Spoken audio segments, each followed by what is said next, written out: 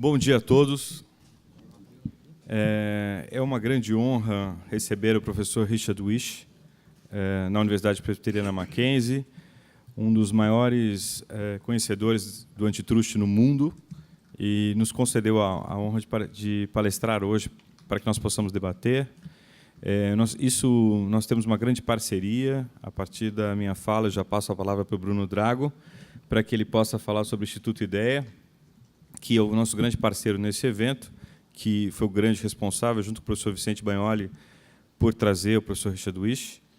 E isso faz parte de um processo agora do Mackenzie de internacionalização, né? Além dessas nossas novas palestras, nós agora começamos um novo foco. Acabamos de fechar um convênio de uma pós-graduação em conjunto entre o Mackenzie, Coimbra e Oxford, que já está online. E, a partir de janeiro do próximo ano, provavelmente nós teremos summer courses das top 10 universidades dos Estados Unidos aqui no Mackenzie. O objetivo é que nós possamos, inclusive, fazer alguns cursos de verão, como eles chamam lá nos Estados Unidos, né? De Harvard, por exemplo, aqui no Mackenzie.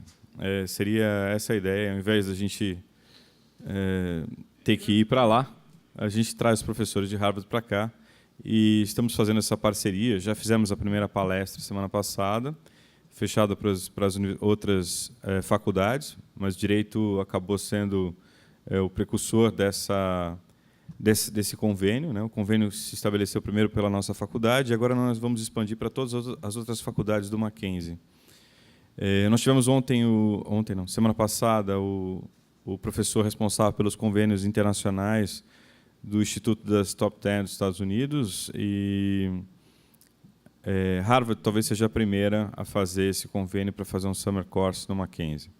Eu acho que isso vai atender a demanda dos alunos também, para que a gente possa continuar o trabalho de internacionalização que foi começado aí na gestão do professor Siqueira.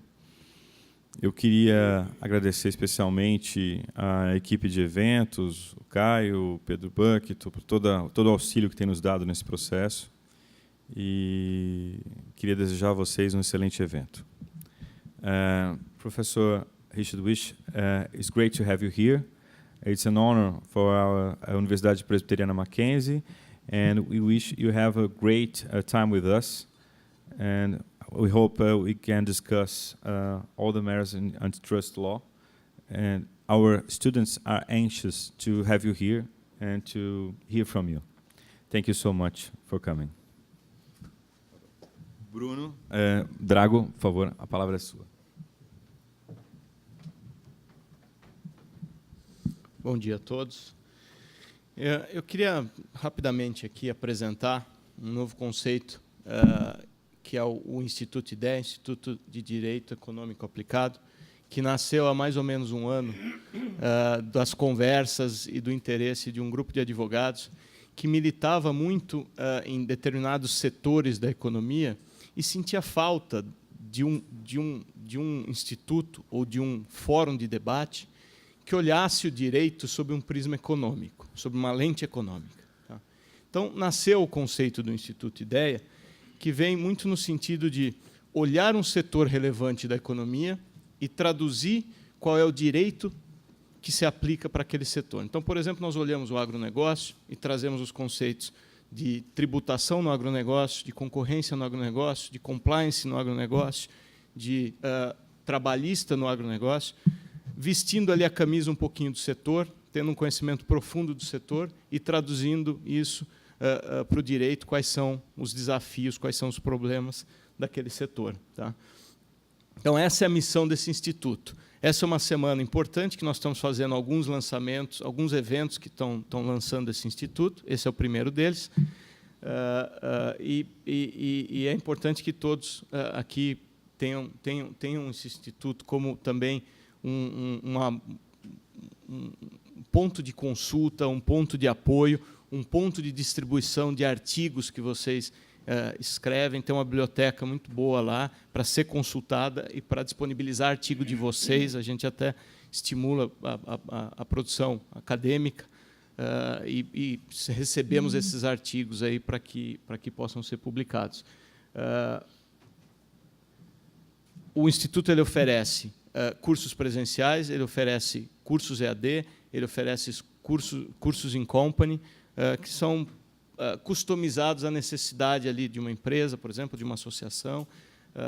Depois eu convido-os a pesquisar a página do Instituto, e lá nós temos também alguns cursos de ensino à distância em diversos modelos que já estão sendo vendidos. Tá?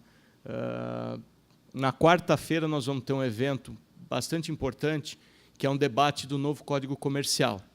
Então nós vamos ter, de um lado, o professor Fábio Ulloa e o professor Marcelo Guedes, e do outro lado o professor Otávio Asbeck e o professor Satiro, debatendo a importância ou os problemas que existem na adoção, na criação desse novo conceito do Código Comercial. Então vai ser um debate bastante interessante, vai ser no auditório da FEComércio, às 14h, e vai até umas 6 horas. Um debate confrontativo mesmo.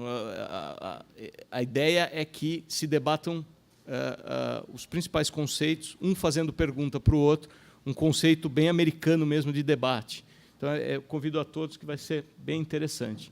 Lá nós temos produtos como apostilas customizadas, tributário no agronegócio, relações de consumo, CPR, quando a gente olha o agronegócio.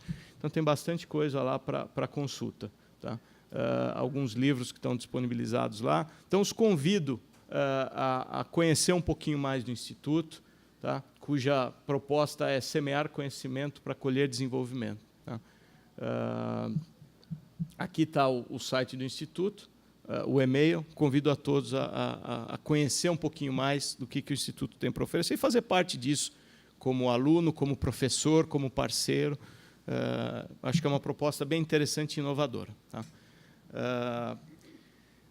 Com relação ao professor Wish, também queria só fazer um anúncio aqui, de que ele vai dar um curso no IBRAC, que é um curso de 3 dias. Começa hoje à noite, das 7 às 10, hoje, amanhã e quarta-feira. Ainda nós temos vaga para esses cursos, para esse curso dele. Tá? Ele vai tratar de artigo 101 e 102 do Tratado de Roma, que traz ali os conceitos de abuso de posição dominante, de cartel, vai falar um pouquinho de ações de indenização no Brasil, vai falar um pouquinho de merger control, olhando a Europa, o que a Europa está fazendo com relação ao direito da concorrência. É um curso que ele está dando pela 3ª vez aqui no Brasil, e é um absoluto sucesso. Então, nós temos ainda algumas vagas para quem tiver interesse.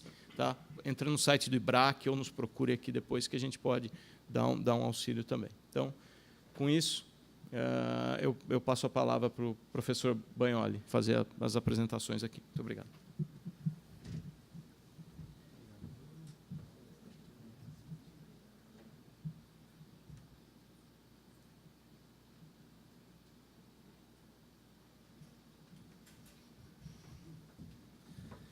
Bom dia a todos. Good morning, everyone. Professor Richard Wish, it's an honor to us having you here in Mackenzie University. Mackenzie University has competition law for our undergraduate students, and we set also the competition policy for development at the PhD course. And we also have a studying group on competition law since 2001. And it's nice to see here some of our students and former students that keep studying competition law. The subject of your lecture, Challenges for Competition Policy in Developing Countries, is a very important and very interesting subject for our studies. And this is probably the most important thing that developing countries and developing national antitrust authorities have to pay attention. Once, it's very common, the national competitions authorities just simply copy and paste what the countries, the developing countries and developing antitrust authorities are doing. in their countries, without paying attention to our realities. I could just point 3 issues that we must consider when we are developing or to preparing a competition policy. Some characteristics of developing countries as informal economies or informal markets, barriers to entrance, and also the state-owned enterprise. It's very common to analyze case in our jurisdictions, in others developing jurisdictions, without paying attention for these issues. That's really pitfalls that we have to avoid. So I would like to thank everyone for the presence, and also thank you again, Professor Richard Rich, for your presence. The floor is yours. Thank you very much.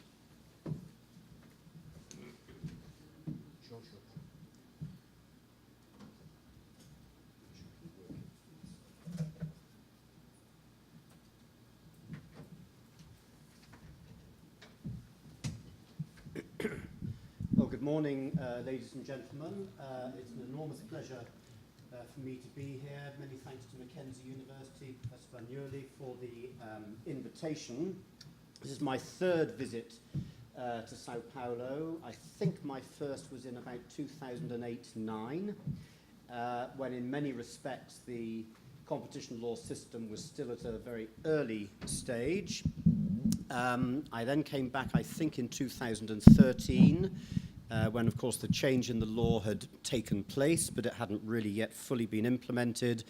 And now here we are in 2016, and I do think in the, 8 years that I've been coming, things have changed a great deal in Brazil, and I think you're to be congratulated. And you'll see my final slide says that we in Europe and people in the United States and people in Asia nowadays, they do watch what's going on in Brazil. You have established yourselves as a meaningful, important, influential competition regime, and I think that's a very exciting thing, and it challenges, as it were, the duopoly of the United States and the European Union. I believe in competition, so why not competition between different competition regimes? Now, I have got a presentation. Some of you in the room here have been taught by me in the past, and you will know that I'm perfectly capable of speaking uninterruptedly for 3 hours. It would be effortless on my part. It would also be incredibly boring for me and even more boring for you. So what I really want to do is not lecture in a formal way, but just put out some ideas to you, the audience. 40 minutes on my part maximum, I promise that, less if I can manage, and then let's discuss, because I think there are lots of issues worth discussing. I will start with some extremely simple points about, just to remind us all why we have competition law and policy, discuss the international picture, but then particularly why competition law in developing countries. Is it needed? Are there specificities about developing countries that make competition law and policy different from in the EU or the United States? And then what I really want to talk about is I've tried to imagine the position of CARJE. What should it, could it be doing? What do I think its priorities should be? And of course, we've got a former member of CARJE here. I will say some things, and then we will discuss. And I look forward to it. So, to begin with, I don't want to insult anybody's intelligence, but I always think with competition policy and law that it's worthwhile going back to the beginning, just reminding ourselves why we believe in competition. Terribly simple. I find when it comes to competition cases in practice, in the real world, I often feel that people overcomplicate competition policy and law. I think at heart it's really very simple. It's about preventing the abuse of market power. And we don't like market power because in conditions of monopoly, resources aren't allocated optimally, consumers don't have choice, whereas when we have competition, we have all of these things. That is to say, lower prices. That's manifestly the case, that competition leads to lower prices. In many sectors, competition between firms isn't so much over price, it's actually about developing new, better products. So that's the whole innovation agenda. Who's going to come up with the smartest new smartphone and so on. Very important point for developing countries and for developed countries as well, but perhaps particularly important in developing countries, the tendency of competition to lead to economic efficiency, which can mean less waste of valuable resources, more sophisticated technology, and so on. That in itself can lead to competitiveness. Everyone in the modern globalized economy has to be able to compete internationally. And I do believe in the mantra that if you compete effectively at home, you're then in a better position to compete internationally. And it's an incredibly simple point, but I go all over the world to lots of different countries where the political and cultural conditions can be very different. But especially in those developing countries where competition and even democracy is new, I think this final bullet point is so important. Where you have monopoly, I grew up in the United Kingdom in an era when there was one telecoms provider, British Telecoms. You either had a phone line from BT or you did not. There was nobody else that you could go to get a service. And so I was the victim of the worst form of monopoly. Today, telecommunications markets in Europe are fantastically competitive. Everyone has a choice. And just as a democracy is about having the ability to vote for the politicians that you do or don't want, nowadays, of course, it's mainly the politicians you don't want, but leaving that to one side, the whole point about a competitive market is that you have a vote. You use your money to decide the goods and the services that you want to procure. So that's why we are committed to competition as a general proposition. I always talk about the three pillars of competition law: control of anti-competitive agreements, control of the abuse of dominance, and for most countries in the world, the control of mergers. You all know that. That's what you've been studying. Let us not forget the importance of the second main bullet point there, advocacy. And this, I don't know how many of you, the students, I don't know how much you would have heard yet of advocacy. You're all familiar with the rule against cartels, the rule that prohibits abuse of dominance. You know that there are systems of merger control. But increasingly, one of the most important roles of competition authorities is to act as an advocate for competition. And in particular, this is important because, believe me, nobody distorts competition better than the state.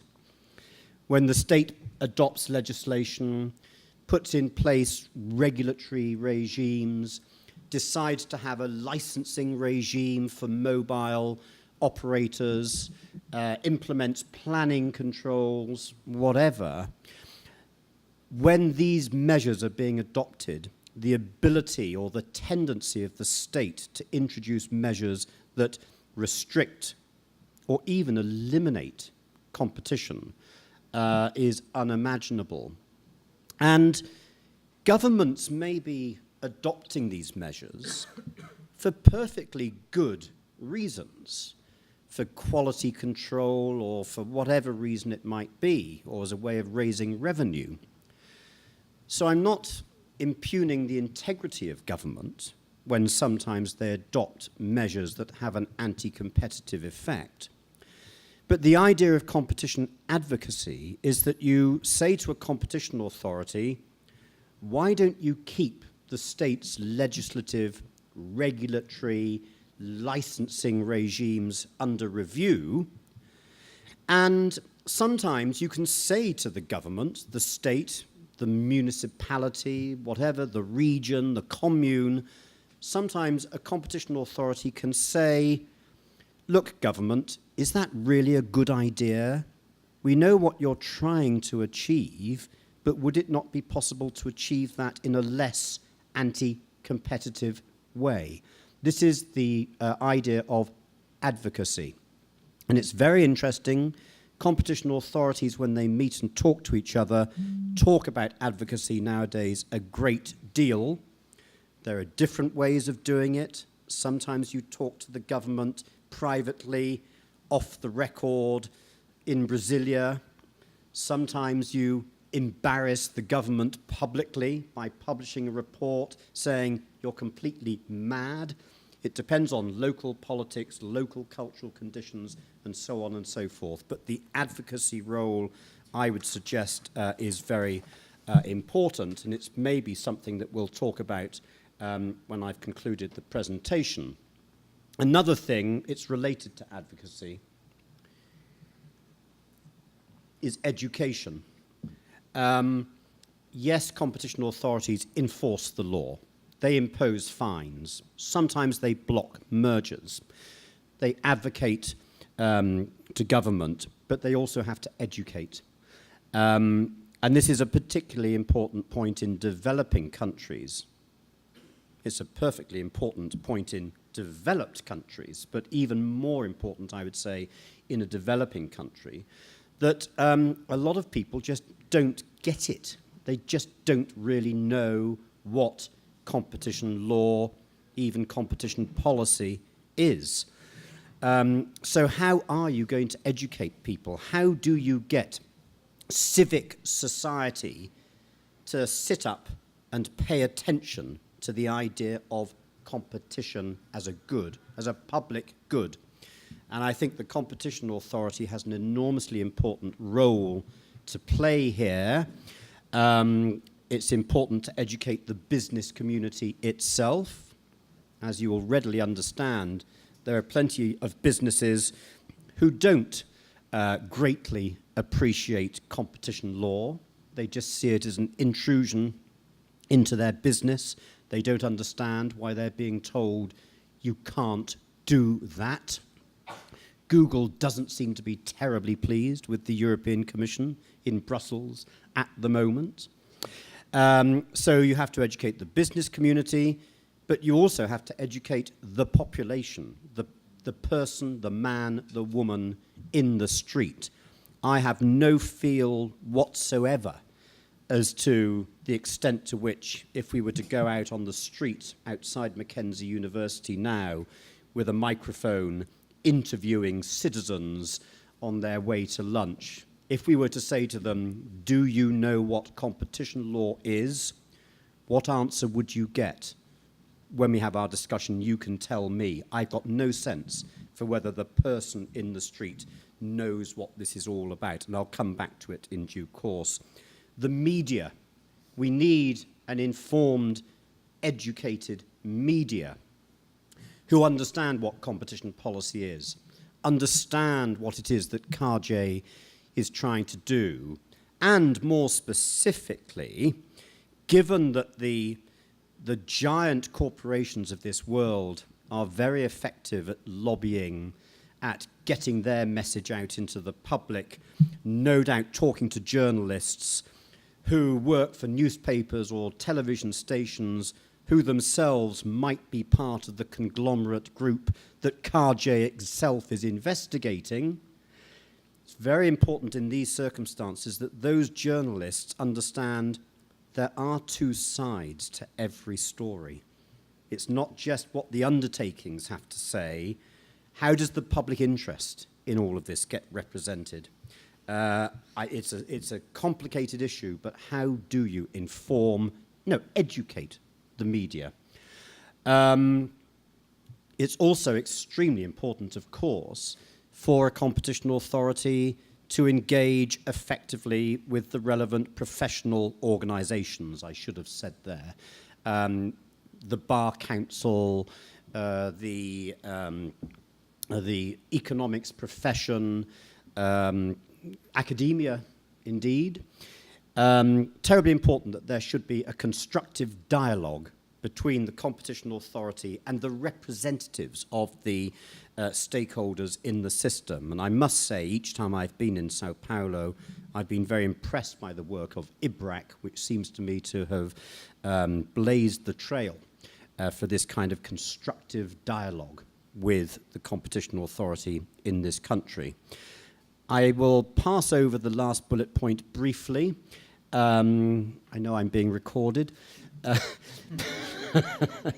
It is also very important that judges should be educated as to the purpose and the content of competition law and policy. I go to many countries in the world where the competition authority does the best job it possibly can. It analyzes markets. It deals with complicated economics. It comes to a conclusion, and there's then an appeal.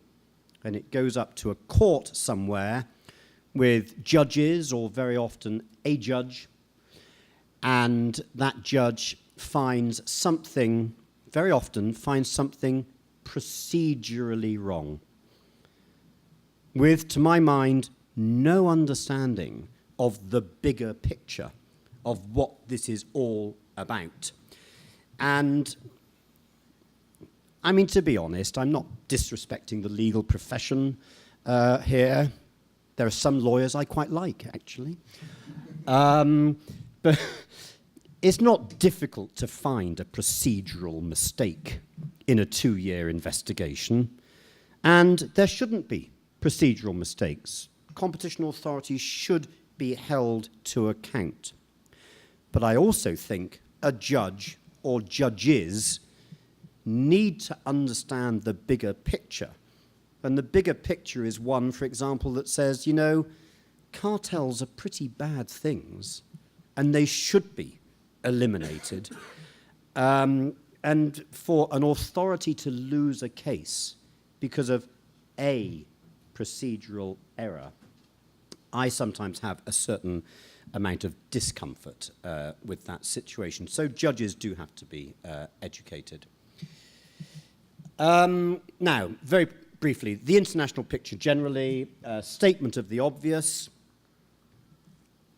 40, 50 years ago, there really wasn't very much competition law in the world at all. And then there was a revolution. 1990s onward, fall of the Berlin Wall, the great ideological struggle of the 20th century apparently resolved in the favor of markets. There aren't that many countries now that don't have some amount of market activity.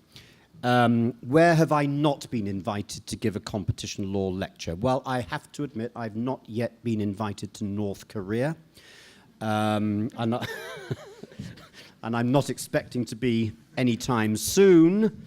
Who knows, Cuba? Who knows? Give it a few years and I have been as a tourist to Cuba, and it was wonderful. And if they want to have a competition law system, I'm happy to help them build their competition law system. But for the most part, everywhere in the world, we now have a market. But of course, markets fail. And undertakings abuse markets. And so it's almost the quid pro quo that if you say, we're going to have a market-based economy from now on, I think, frankly, you need a competition regime in place to prevent abuses of the market. And it really is actually as simple as that. And so that's how we've ended up with more than 130 systems of competition law in the world. In every kind of economy, whether it's developed, developing, tiny little islands, Malta, Bahrain, Trinidad and Tobago, Barbados, but also in very large countries, Brazil being the most obvious example of it. And just in the last 10 years, I think this is an amazing thought, that in the last 10 years or so, new competition laws in India, China, Malaysia, Singapore, Philippines, Hong Kong. I mean, that's many millions of people. I believe competition policy is for the benefit of consumers. Well, if you add all those countries together, you've got many billions of consumers. And I spent last Monday teaching officials from the Chinese NDRC, the anti-cartel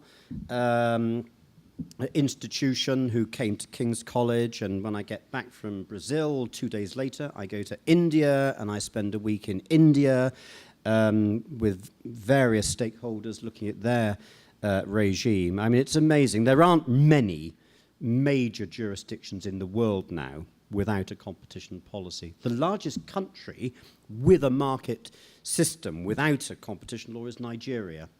And it's a country with many economic problems, and a proper system of competition law would probably make a big contribution. For anyone in the audience, I was interested to hear Professor Bagnoli talking about the PhD students that you've got here. And if this is an area of that people might want to research into, that is to say the international agenda, and in particular the developing country topic, it is amazing how much there is available for you to research into. Terrific stuff. ICN, International Competition Network, OECD, UNCTAD, very, very good stuff in UNCTAD.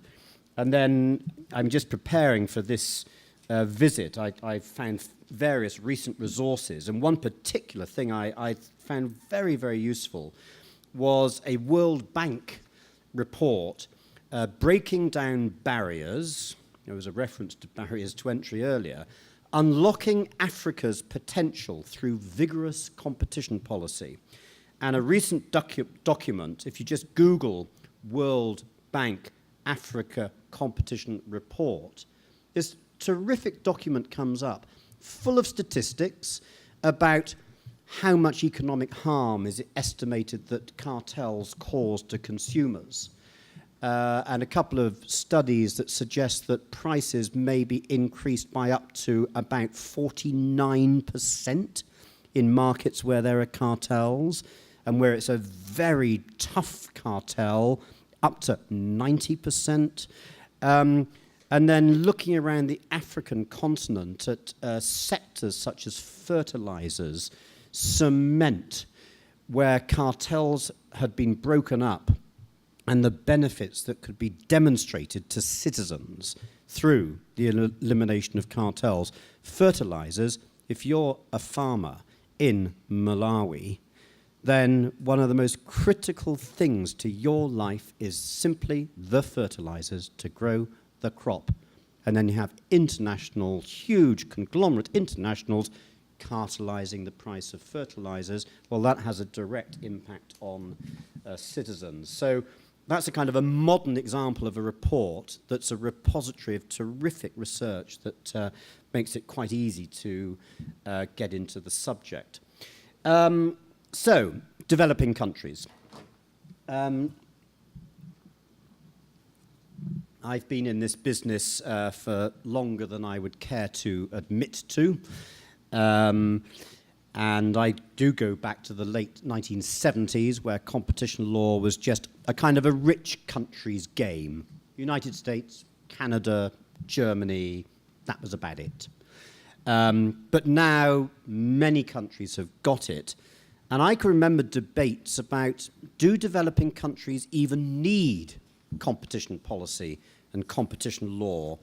The idea being that somehow having competition law is really a bit of a luxury. That if you're not a rich, developed country, you've got other priorities that you should worry about. And that competition law is a kind of an unnecessary add-on. A different objection is that very often, and I do see this, and I do understand why some countries wouldn't like it, you sometimes have a situation where a country is seeking funding or a loan from the IMF or the World Bank or the America's Bank, and then a rather weak, defenseless country is told, yes, you can have a loan, but here are the 25 conditions.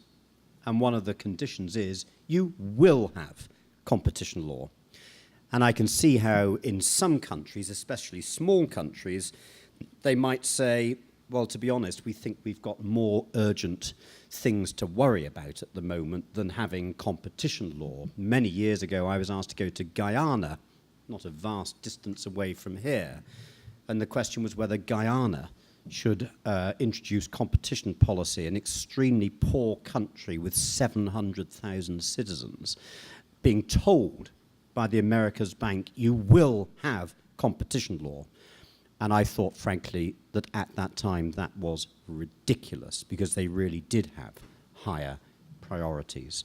But of course, Brazil, utterly different considerations apply.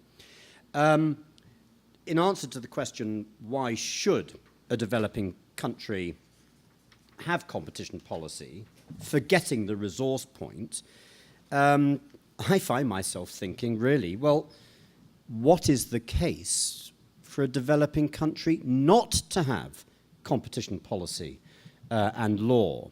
Because if competition leads to lower prices, better products, innovation, efficiency, and choice, what is it about the citizens of a developing country that says, oh, you don't need that?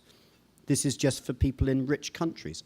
I just don't even begin to see the argument. Competition can be distorted no matter what the size of the state and of the economy, and no matter what the state of that economy is.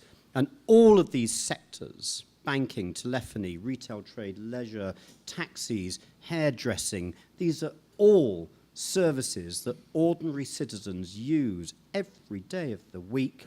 Why should they not have the benefits of competition in those sectors? Another thing that's absolutely clear is that there are many developing countries where you have particular sectors that are dominated by one firm.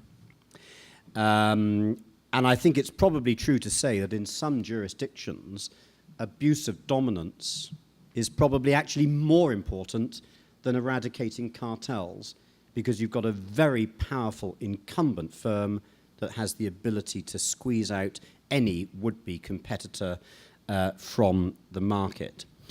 And in particular, I'm going to come on to the priorities in a developing country in a moment, but going around the world, thinking about this issue of our citizens, is the person in the street being harmed by anti-competitive behavior?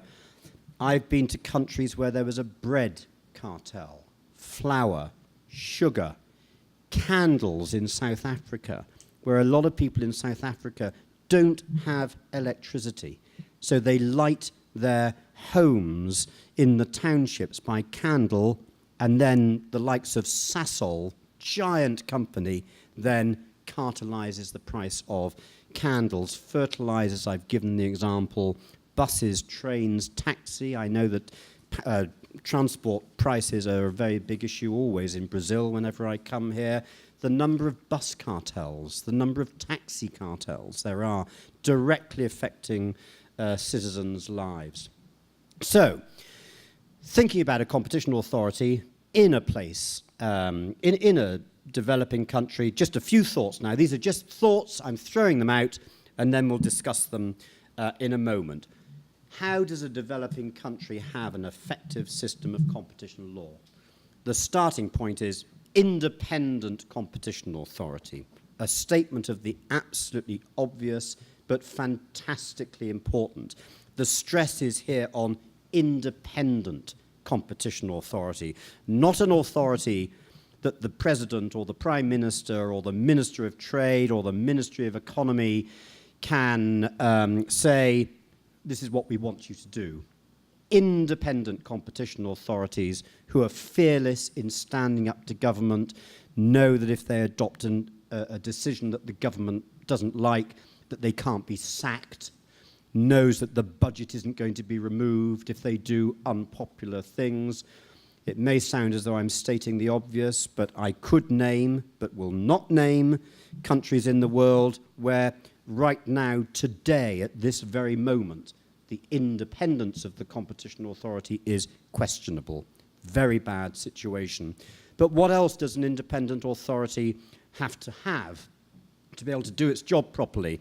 It has to have adequate resources. And that means, in particular, sufficient human capital.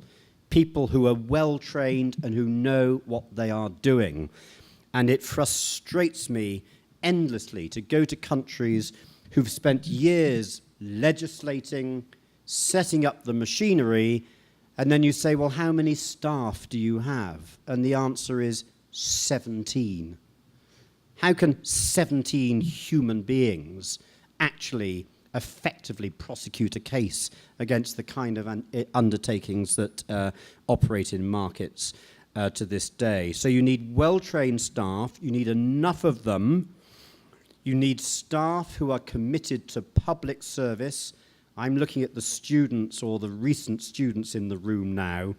The riches are in the private sector, but the virtue is in the public sector. That's where you go to do the public good, where you act in the interest of your fellow citizens to make sure that the law is obeyed. And you need to have people who are committed to public service. God knows you won't earn anything, but you'll really sleep much better at night than the private practitioners. So maybe I exaggerated a bit there. But and then to have an effective competition authority, you need those staff, you need a commitment to public service, but there also has to be the sense that within that institution, there is a long-term career ahead of you. And I've never counted how many countries I've been to in the world to discuss competition law and policy.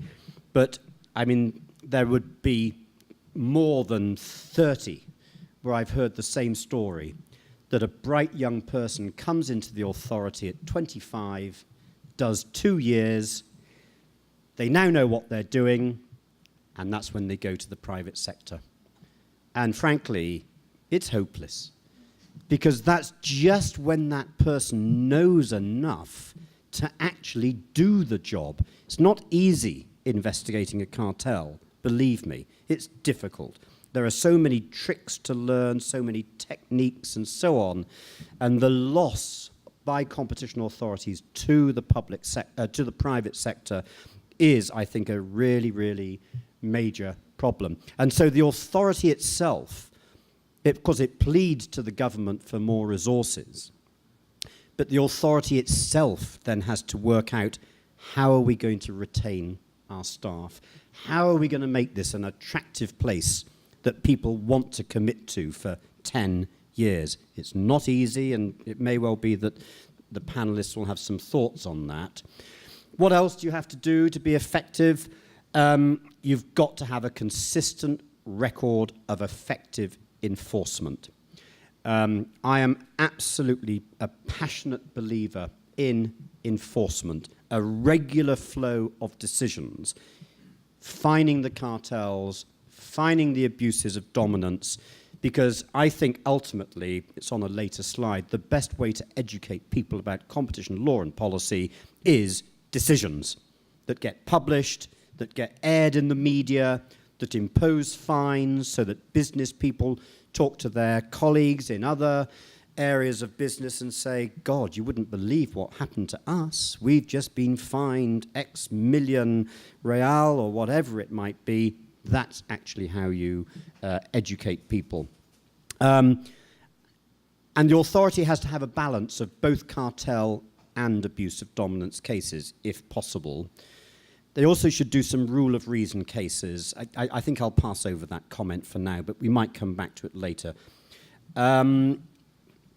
You have to have an effective leniency regime, which of course you do have here in Brazil. How do you catch cartels? Basically, competition authorities catch cartels by having a leniency regime. So if I blow the whistle, if I go to CARJ, this is the cartel, they then can investigate successfully, and then the whistleblower gets a fine of 0. And overwhelmingly, around the world, that's how cartels are detected. So the leniency regime is crucial. And I always talk about the virtuous circle. The lawyers' clients won't like me saying this, but you have to have high fines because there has to be an incentive to blow the whistle. And so I talk about the virtuous circle. High fines means whistleblowers. Whistleblowers, detection of cartels. Detection of cartels, decisions. Decisions, high fines. And it truly is a virtuous circle. One of the things I find frustrating with courts is often the authority says, yes, there's a cartel, here's a fine of 10 million, and then the court says, yep, okay, there was a cartel, but 10 million's too much, 1 million. I think judges in particular, they don't kind of get white-collar crime. They're used to blue-collar crime. And that judge or those judges, I don't think they always understand how much they are undermining the competition regime by not seeing the need for fines that hurt. If the fine doesn't hurt, who's going to blow the whistle? It really is as simple as that. One of the things about leniency is if you've got a proper leniency regime, then in a country like Brazil, where I have no doubt there are many, many cartels, if there's an effective leniency regime, the domestic cartelists will blow the whistle. And it's very important for countries to detect their own indigenous native cartels. I say that because in lots of countries, you get an investigation of car parts or of compressors for refrigerators, but that's just the local investigation of an international cartel that was discovered by the European Commission or the Department of Justice. Well, that's great, and I know you've had those cases here, but it's also important to have your own native cases, and that's why having an effective local leniency regime is so important. Something we might discuss in a moment, a competition authority has to prioritize its work. It has to decide where shall we put our resources, what are the cases we really want to do. But that raises the question, is the competition authority allowed to prioritize cases? There are some countries where if a complaint comes in, the authority is obliged to investigate. And it can't say that case is more important than that case, so we'll do this one and not bother with that one. In some countries, that can't be done. We have very clear law in the EU and the UK that an authority is allowed to prioritize cases, and it's something we might discuss in a moment. I don't think Brazilian law as such does expressly permit prioritization. On the other hand, being realistic, you've only got so many human beings in the authority at any one time, so you can only actually investigate so many cases. So I would imagine that de facto, if not de jure, prioritization does take place. Education, advocacy, crucial, utterly crucial. The earlier in the life cycle of a competition law, the greater the need for education. And one thing that I think is going to be interesting in Brazil in the years ahead is to what extent do people understand that if they're the victim of anti-competitive harm, they can bring an action for damages in courts. Plenty of people might by now know you can go to CARJ, but do you also know that you can go to court and get damages for the harm that you have suffered. So that's all part of competition, of education and advocacy. How do you educate the judges themselves? How do you educate the government? Well, you know, you do your best and you use advocacy. So look, those are some thoughts. I've done it in less than 40 minutes, as promised. Using those criteria, you know, for prioritization, etc., how is Brazil doing? And I would say, actually, very well. I'm not sure I would have said that in 2008, and that wasn't a criticism. It's just that those were early days. But we've moved on a great deal since. And I try to keep abreast of everything that's going on in the world. And so I'm interested to know what's happening in South Africa and in China and in Brazil and in other countries. And what I would say is those three jurisdictions, China, South Africa, Brazil, are now regularly discussed when there are international conferences, when you're at the ICN. I'm in Florence in October celebrating 25 years since the initiative to create the ICN, and I've seen some of the papers and the agenda for what's going to be discussed.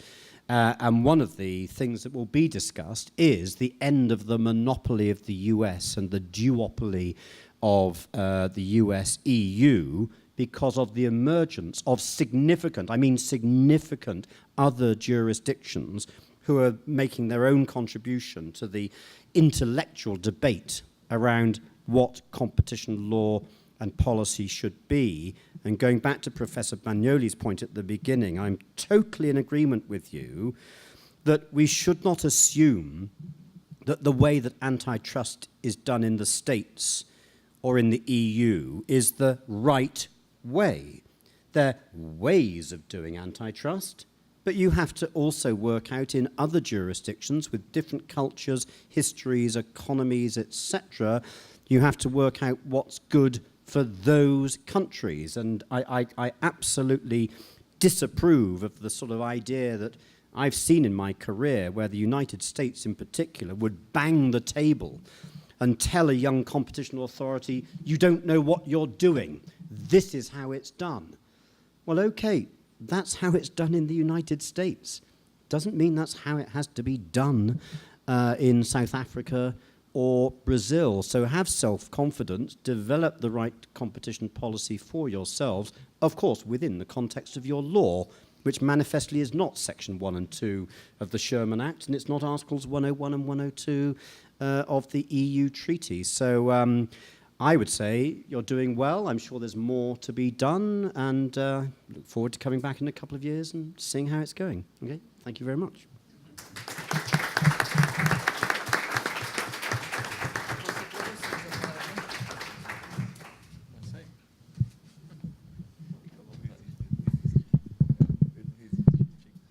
Thank you very much, Professor Wish. Just a thought, you mentioned in your presentation to how to educate the judges. I would say the first step would be to teach competition law at the university, at the law schools. That's not a reality in Brazil nowadays. We have a few law schools that teach competition law. Well, I will ask Olavo Quinalha and Bruno Drago for their comments, and then I will open the floor for the audience to make some questions to Professor Wish.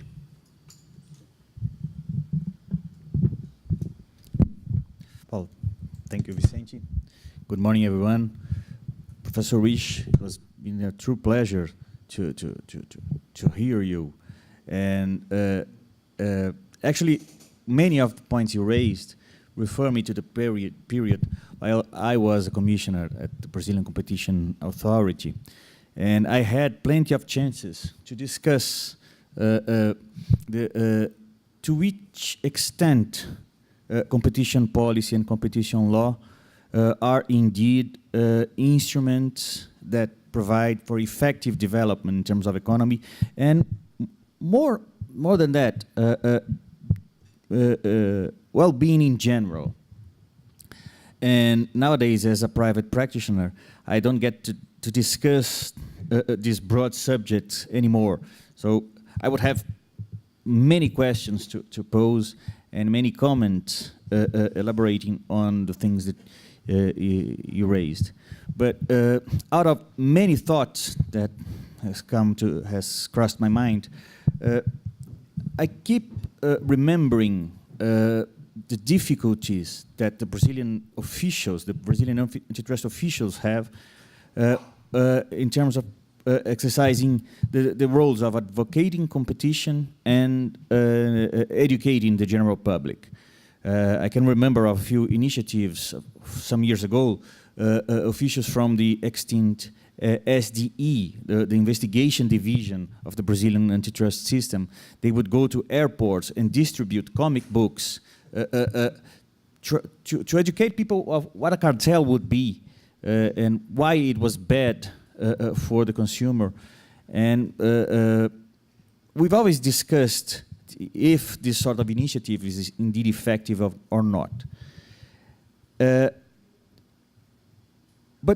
the thing is that when it comes to competition enforcement in Brazil, our major problems are not really related to the legal framework or to the ability or the knowledge of the competition officials or the competition enforcers. Our law is actually very modern in terms of providing instruments for the authorities to investigate anti-competitive behavior, to actually impose restrictions or remedies to mergers that can indeed harm competition. I think that the biggest challenge in Brazil is that we don't have at all a culture of competition. And this is something that we will observe on both sides of the fence. I mean, within the government and also in interactions with the economic community. We get to deal, we interact almost on a daily basis with people that are being investigated by engaging in cartels, for instance. And the biggest challenge, or the first of many challenges of practicing law in this field is making people understand why they are being investigated and why they may end up being convicted, because they simply don't get the problem that their behavior may have caused. And I'm not saying about not referring only to let's say high executives or very shareholders of companies that directly benefited from the anti-competitive behavior. I'm speaking about people that are on the operational level that just think it's quite normal to interact with a competitor and discuss prices or divide markets. It's simply how they learned to do business. And the origins of these are, let's say, it's a very complex problem. And of course, the solution will be as complex as identifying the origins of that. But I once heard, let's say, a professor at the University of São Paulo, Calixto Salomão, who's known for having controversial views on competition matters.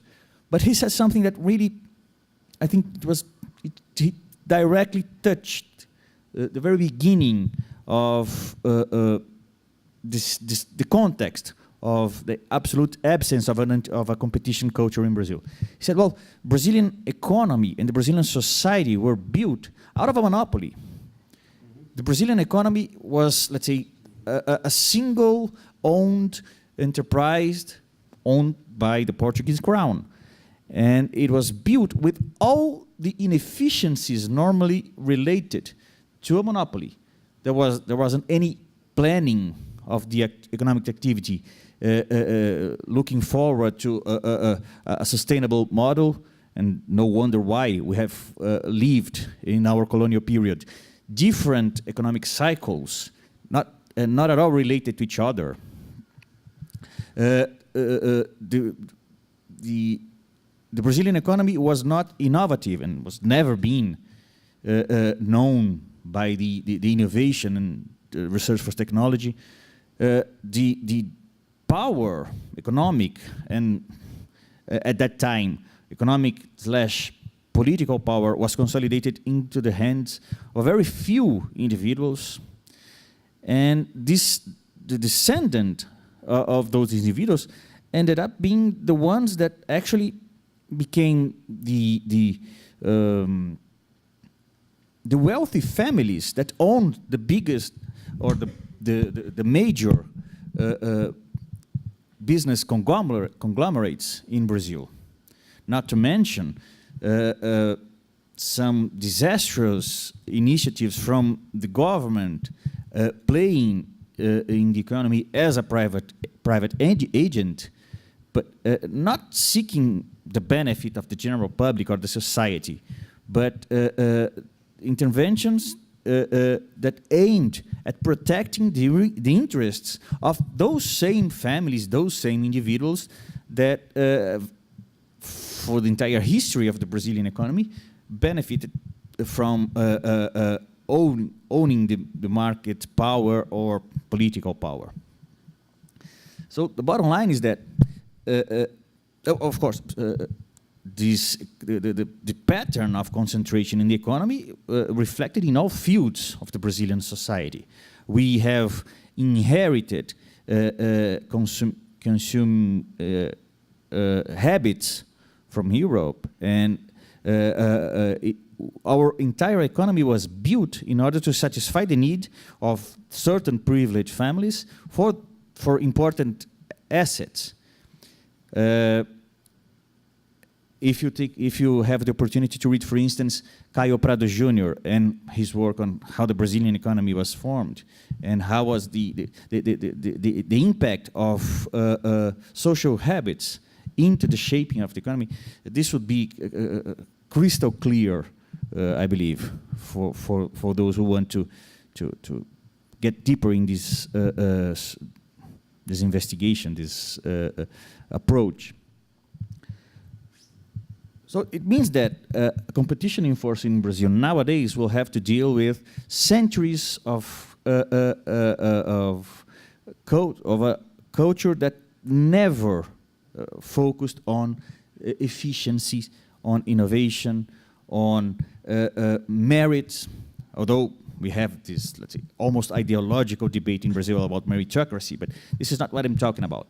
I'm talking that instead of preparing ourselves for earning our space, either in the market or the academia or elsewhere, we are used and we are very lenient with anti-competitive behavior in a very broad manner. And I'll give a very prosaic example, not really sympathetic in the room of a university. But when students in Brazil cheat in a test, this is one single and very maybe irrelevant aspect or manifestation of this of the absence of culture, of competition culture. And this is something that we can, observe in many other aspects of our daily lives. Public servants that are accommodated and protected by their stability in the positions, just to give a very obvious example as well. And all of this will refer us to other questions, like, is competition law or competition policy enough to break this, not virtuous, but vicious cycle here? We can remember that the media is also controlled by very few families. So why would they be interested at all in, divulging the message that competition is good? So the bottom line is that, well, of course, a legal framework is important. Prepared officials and enforcers are also important.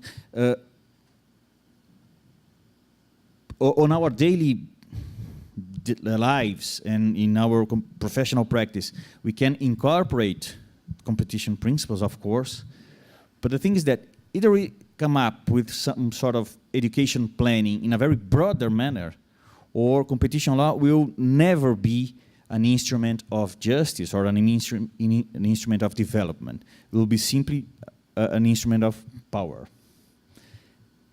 This might be, too distant from what we see on a day-by-day basis, but I couldn't help myself sharing this thought with you after Mr. Zwisch's lecture. And if I may, of course, let Bruno speak before, but if we can discuss some examples. While I was a commissioner, I had the opportunity to interact with enforcers of other countries. And it's shouldn't be surprising, but it is amazing how they also think that the instruments on their hands are limited in terms of effectiveness. No wonder why the ICN has come up with a 5-6 year program studying agency effectiveness, just to identify what would be the drivers for a competition agency to become more effective in their action. Well, Bruno, I think that you should take from now. Thank you.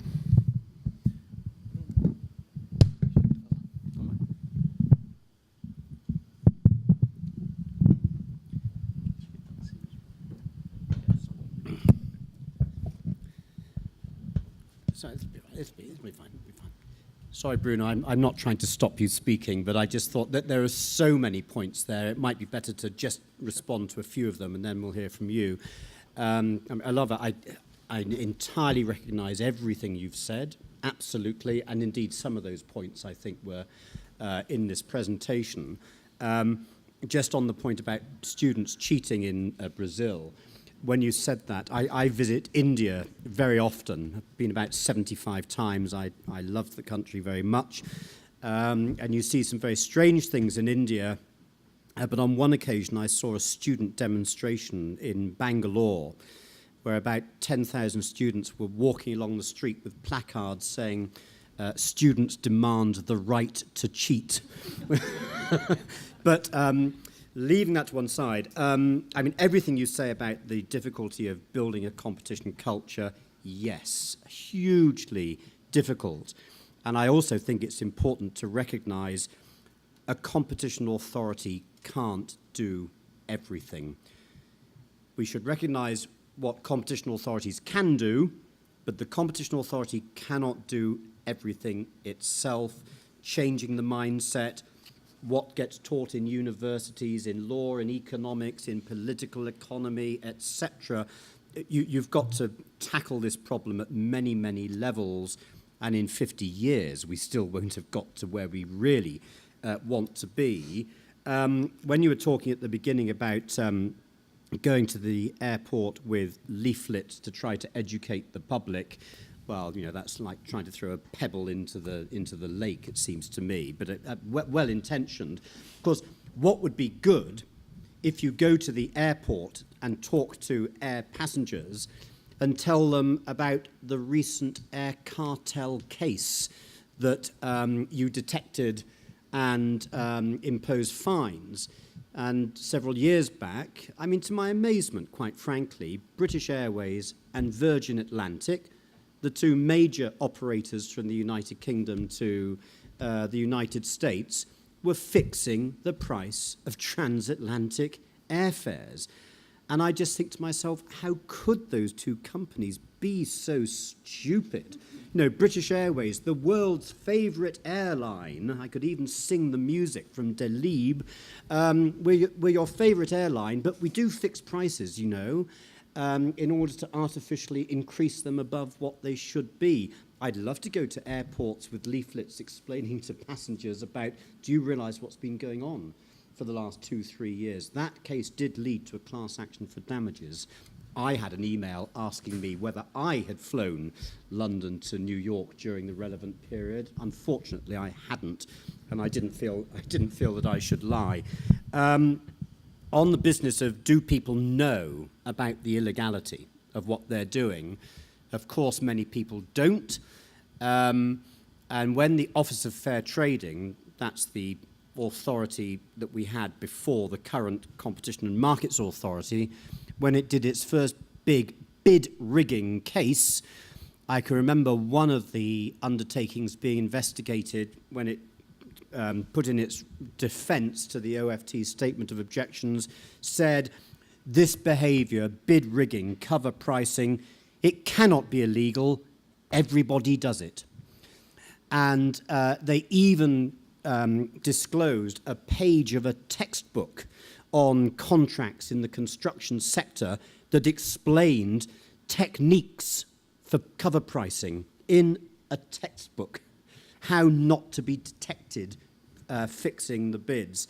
So, I mean, it does show how deep-seated all of this is. You talked about the entrenched monopoly here and the historical explanation for it. I go to Argentina, Mexico, Chile, I hear the same story everywhere I go. Entrenched positions of power and privilege, an amalgamation of media, influence, economic power, and we haven't yet said it, very often these conglomerates also produce politicians who are in the legislature and indeed even in the government. You kind of find yourself thinking, what hope is there? It's a massive problem and manifestly way beyond a competition authority to deal with. And you're talking about these positions of power and privilege and so on. It's not just in Latin America. I'm sorry to say it. I understand there's a certain amount of Italian heritage in Sao Paulo. Has anyone been to Italy recently? What meritocracy is there in Italy? You're only going to become a professor in Italy if your father was a professor, never a mother, it's always a father. And you're only going to become a partner in a law firm if your father had his own law business. I mean, that is the way it is. I find it absolutely astonishing. And the European Commission, you might say perhaps the most powerful competition authority in the world in recent years, more powerful than the Department of Justice, which kind of stopped prosecuting lots of things at a certain point in time.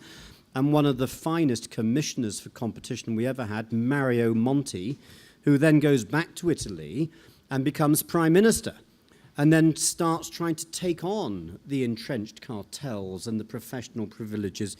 He got nowhere. And when the general election came, out.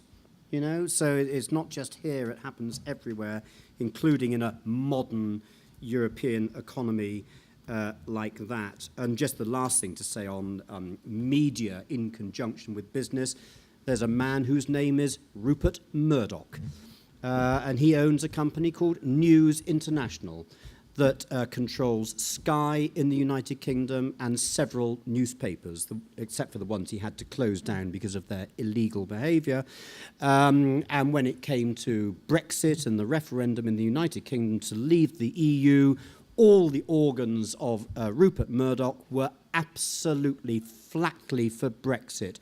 Why? Could it just be that the European Commission was one of the very few institutions in the world with the power to stand up to News International? So what a surprise that News International had organs expressing an anti-EU line. It all fits, huh? Yeah. Donald Trump's coming.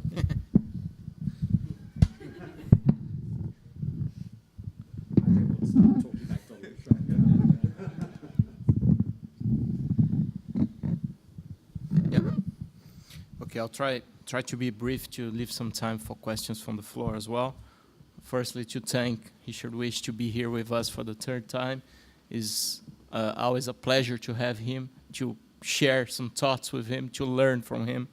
Also from Vicente that helped to organize this, and Olavo that provide us with his view. He has been on the virtue side and on the rich side as well, so I think we have to learn with him as well. And I completely agree with his point of lack of culture of competition in Brazil. I think there has been historical reasons, and the most recent reasons has been government control on prices until the 90s, beginning of the 90s. So when you talk with someone that's probably on his 45, 50 years old, he doesn't actually understand pretty well what competition is about. But that being said, I think we're in a very good moment in Brazil. We have seen the seeds of a change in Brazil, or at least I want to believe on this. And the car wash operation has been exposing a little bit of competition to Brazilians, the general Brazilians, the average man in Brazil. For a while, we have been, there has been the word cartel, the word leniency in every journal, on Jornal Nacional, at least once a week, we've been hearing what this is about, and we see William Bonner explaining what a leniency is. So I think this has helped, and this has been happening for the last 2 years. And I think this has helped for bringing the competition culture to the Brazilian citizens. Of course, we have to say that this should continue as it is. We have seen a lot of noise. We haven't seen a lot of decisions. We haven't seen decisions on the cartel side. We have seen decisions on the corruption side. This is all related. But sooner or later, we'll have the cartel decisions. We'll have media reflect on these decisions, and this will help the culture in Brazil. Of course, we have to have effective prosecution. We have to have good decisions with high fines, and we have to have the media reflect on this, and the universities teaching this. And so I think the educational function is remodeling in Brazil right now, right at this moment. We need more competition on the universities. We need to have more debates such as this one. And particularly of higher importance in my head is we have to have an effective judiciary review of the antitrust authorities' decision. We've seen that in Europe, how the courts have succeeded in modeling what the Commission does in the following years, not only on the due process of law, but the judiciary branch here has to have the courage to face the merits of a competition authority decision. They don't have the guts to do that yet. We don't see that. They often say, we will not enter into the merits of the decision. They should enter the merits of the decision, but for them to enter the merits of the decision, they should know what competition is about. They should learn what competition is about. And they're very, very far away from that yet. So that's the challenge of it, I think. How they should learn about the importance, how should they learn about the merits, and how should they review the authority's decision. Of course, we lawyers and the enforcers are very concerned with the possibility of a non-prepared judiciary to review a decision from an antitrust authority. But for that purpose, I think that the way is not denying you have jurisdiction on that. The way is preparing yourself to face that. How we do that is, I think, our biggest challenge. Of course, there are challenges as well on the authority side. We do have an independent competition authority. Right now, we have budget constraints. I mean, the whole public sector has budget concerns at this time. But how to deal with this? We do have a problem of competition advocacy. We had an authority, CI, who was terminated recently and just recreated now. And we've seen CADE just recently to expose his views on a infrastructure remodeling, the PPI. What he's doing there is competition advocacy. They are saying how the public the rigs should be organized in terms of competition law. So who is going to assume this competition advocacy? Is it the tribunal? Is it CI? So it's still in the air, and we do need a strong competition advocacy. We do need career planning for the CADE's employees. We have had this discussion recently. It's not a good time for this, of course, because of budget constraints, but this has to come up. And we do need the authorities to have the possibility of prioritized cases. They still don't have that. Our law is preventing them from doing that. We know that in practice, and Olavo can tell more about that, in practice this happened, but it should be more clear what the powers of the antitrust authorities should be or are. And at last, I think the culture of damage claims as well is something that we've been seeing the seeds already of this on the judiciary courts, and this has to increase. This will help to bring the culture of competition into the companies, particularly those big companies that face damage because of other incumbents that supply services or products for them. We do have at this moment, I guess, problems of procedures, legal procedures. Statutory limitation, for instance, is a problem that is bearing some claims like that. But we need to solve these procedural issues to have these claims arising in the courts, and this will help to implement the culture of competition. So I think these were just a few comments I had.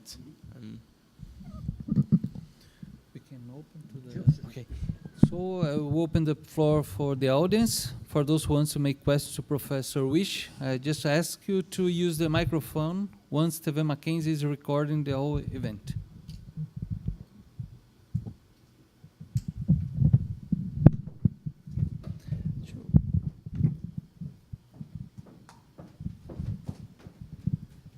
This is embarrassing, but it's okay. Good morning, everyone. My name is Ruth. Good morning. Thank you for the lecture. I am a student of a doctor student here at Mackenzie, and I have worked for quite some time already at a television market, which is a regulated market. And I'd like to have the possibility of two questions, if I may. One for you, Professor, and one for an old friend. My question for you, Professor, is that I have the feeling, and I may be wrong in my feeling, because I have always worked with a regulated law, not so much with the competition law, although I have been studying some of the important cases in our market, that when you deal with a regulated market, you have a specific competition problem. Some of the markets that are regulated have a short, how do you say that, resources. So if you talk about oil, for example, you have a constitutional right for monopoly. And if you talk about telephony, you have a competitive market. But the market itself is so expensive to go to pass the network under the floor, you see, that it's not feasible to have a competitive market in this kind of matter. As you said, the airplane, the market that you had a problem in Britain, it's also very expensive market to have lots of players. So, in your experience around the world, how do you work with that? How can you regulate, not to be such an intervenient regulator, and to let the market free, but also to give possibility of competition? How do you work with that? So, and my question to Olavo, who worked at CADE, is that, do you think that the tax terms of conduct adjustments are a way of not complying with the law. Because you see, I had seen a case from Global TV, and they go, in case of procedure, not you have a denunciation. They go to the end, and they say, oh, I'm going to make an adjustment of my conduct. So is this a way of not, of getting free of being fined as they should? Thank you.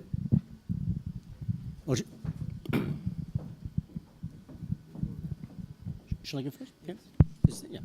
Well, look, firstly, on your question of the regulated market, competition, what can be done, etc., of course, this is really much more about economics than law.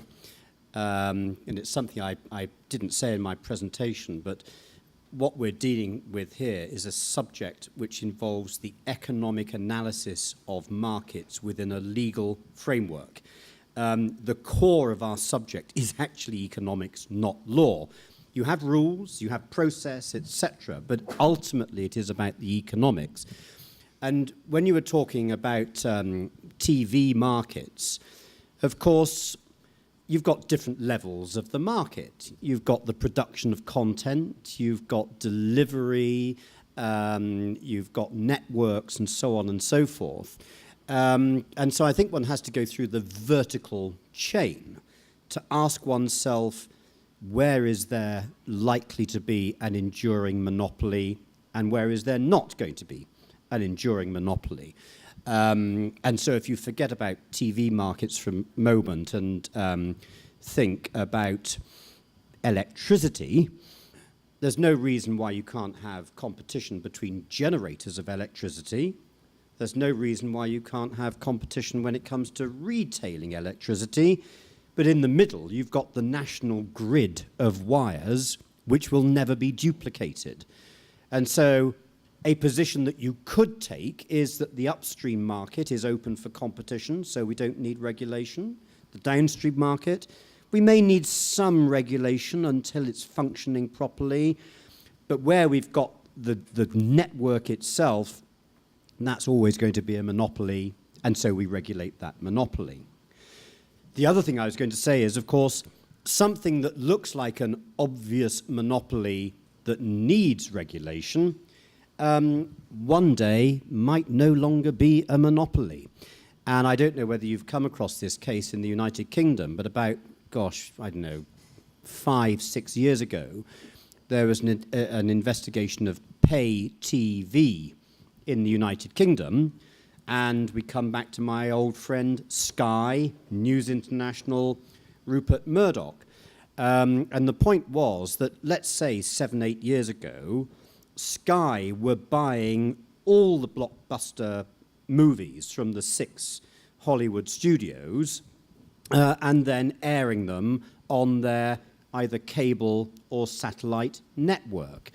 And they were, frankly, pretty near to being a monopolist at the transmission level. And so our Competition Commission was asked to investigate pay TV and its provisional findings. In our system, you have provisional findings and then final findings. And the provisional findings were that B-Sky B was a monopolist at distribution level. And so insofar as it was buying content and was a near monopolist at distribution level, it would have to make its content available to competing platforms. So that would have been a regulatory response to this near monopoly. And then having adopted its provisional decisions, the market changed. Because all of a sudden, there appeared Love Film and Netflix. They came along at just the right time, as it were, from Sky's point of view. And so between the provisional findings and the final findings, the Competition Commission said we were going to impose regulatory restrictions on Sky, but actually we're not, because Love Film and Netflix has changed the world. And it was all because of these people called young people who don't watch the television any longer. They watch their mobile phones. Some of you probably are now. Daniel is. But I think that's a really interesting example of markets do change. So we mustn't assume that there's a need to regulate forever. Query, is fixed line telephony in the same market as mobile telephony? Hong Kong has decided, the Communications Authority has decided that fixed line and mobile are interchangeable services, and so the market is broad, meaning that all those fixed line local loop monopolies no longer exist. We in the UK haven't got to that point yet. One day maybe we will. But when did any of you, I assume you have a fixed line telephone in your flat or your home, when did it last ring? My telephone never rings. I only have it there for my broadband usage. So markets do change all the time, huh? Or no, some markets do.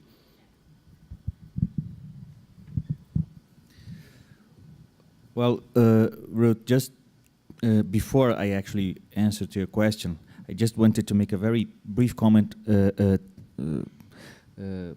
taking advantage of what Bruno said. Another advantage of a competition enforcement system is that it helps preventing corruption, to the extent that if you have companies actually competing to each other, it would be much more difficult for one company or a group of companies to engaging into illegal contacts with a public official and paying whatever is paid for this official to direct a public tender to the interests of those companies or that particular company. These two aspects are not only related, actually they may have a very important influence into the awareness of respective principles, as Bruno pointed out. But you asked me about basically what would be the overall effect of settlements in the context of antitrust investigations. I think that, first of all, we need to make a difference here. Whether or not we want to have the possibility of settlements out of competition policy and the disagreements or criticisms that we may have with respect to particular settlements or specific settlements that have been executed by the authority with companies. We will always have criticism about specific agreements, either because they shouldn't have been entered into, or because the conditions that have been demanded from the companies are too harsh. I just lived an example. Recently, the company has to pay a fine that was calculated over a fixture, a non-realistic figure.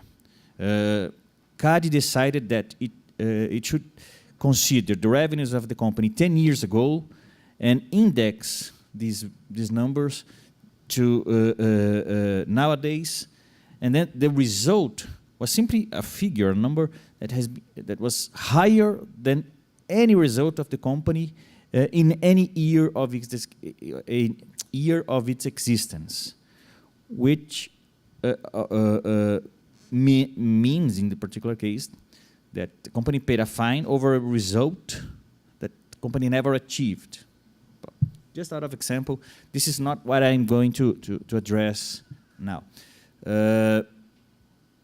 I think that settlements in general are very important instrument for the competition enforcers. Either you can think of a leniency program, as Professor Rich pointed out. It's a very effective tool, not only to detect cartels, but also to create incentives for the cartels either to be terminated, seized, because one of the participants had decided to blow the whistle, or simply they won't engage into the cartel, given the instability that an effective leniency program creates. You always trust, but not trust so much your counterpart in the collusion, because at any moment, a person, a new individual may decide to blow the whistle and report the violation to the authorities, and then the cartel will be interrupted. In Brazil, we don't have what exists in other jurisdictions. That is the possibility of a second or a third or even a fourth leniency agreement. What we do have is the possibility of the investigated company or individual settling the case with the authority, confessing participation in the conduct when applicable, and paying some fine that we euphemistically call the monetary contribution, because it's not arising out of a decision, but it is still a payment that needs to be done. And in addition to that, when it comes to a cartel case, particularly, a company will only get a settlement if the company or individual actually collaborates in the investigation. So settlements can also work as some sort of second or third leniency agreement when it comes to cartel cases. When it comes to abuses of dominance, the problem may be a little bit more complex, because if the authority has information and evidence that a certain behavior is taking place, it's a matter of analyzing the effects of that, and we in general adopt a rule of reason approach when it comes to abuses of dominance.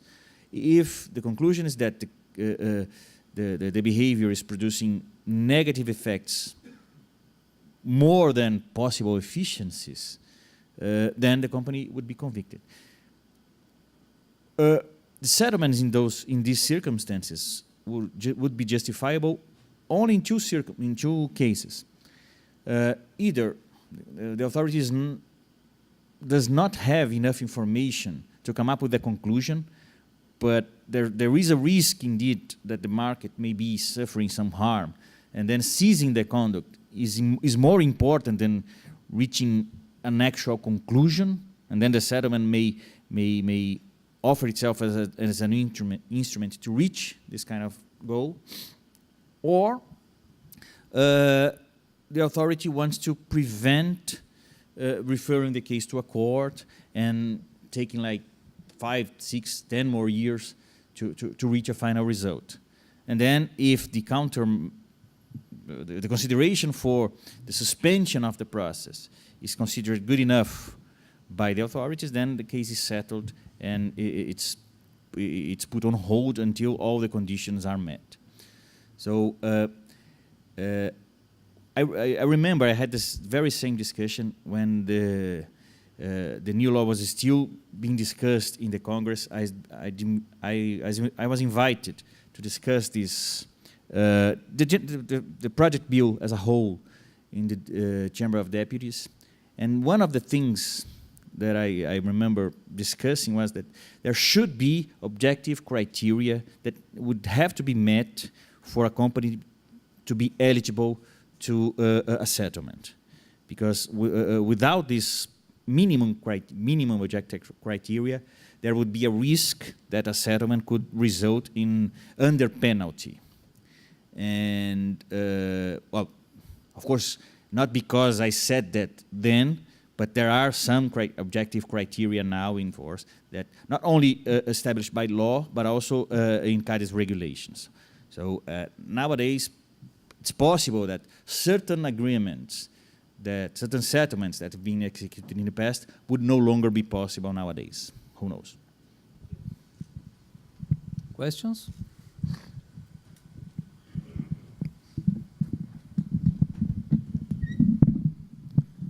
Sorry, Richard, I know that you don't like us to use mobile phones during your lectures, but was for a good reason. Last year, I was participating in a panel at the ICN cartel workshop about compliance. And what surprised me was not my speech, was really the fact that one UK official came to us with research that they conducted, the CMA, about awareness in the business community about competition law. And Awareness. Awareness, yes. Yeah. And surprisingly, only 23% would know competition principles well or fairly well.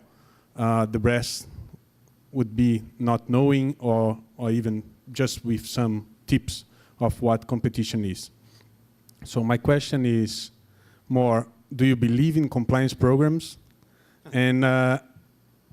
And how, and also, do you believe that authorities should give discounts and penalties to stimulate companies to introduce compliance programs? That's a very good question.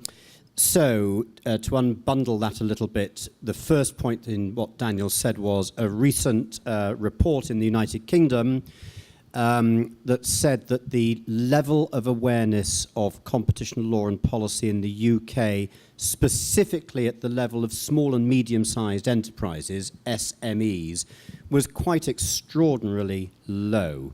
And our Competition Act that we currently enforce was introduced in 1998. So that's now, 18 years ago. Fines up to 10% of worldwide turnover, blah, blah, blah, and yet still an extraordinarily low level of awareness. And earlier this year, our National Audit Office, part of the government machinery that looks at public institutions, basically to ask, is the taxpayer getting value for money from the institutions that it pays for? And broadly speaking, the NAO was quite supportive of the OFT/CMA, but it specifically drew attention to this report, and that's why this UK guy would have mentioned it at the ICN. And I think our current authority, the Competition and Markets Authority, realises it's got to do more to make SMEs know about this policy. So we're back to competition culture and everything that Olavo was talking about earlier. So what has been the response of the CMA? And the answer is that in the last 6 months, the CMA has adopted 4 or 5 decisions, more than it has been doing in the past. Several of them against SMEs. You'll be coming, I think, to my lecture this evening. It's in the handout that I'll be giving you. One of them is a case called Ultra, and the other is a case called ITW. And in one case, it's a producer of bathroom fittings, and the other is a producer of refrigerators, imposing restrictions on online sales. So it's a kind of resale price maintenance case in the e-commerce sector. And in both decisions, there was a settlement, and so there's a reward of 20% for settling the case, 20% off the fine, but then another 10% because the companies agreed to put in place a competition law compliance regime.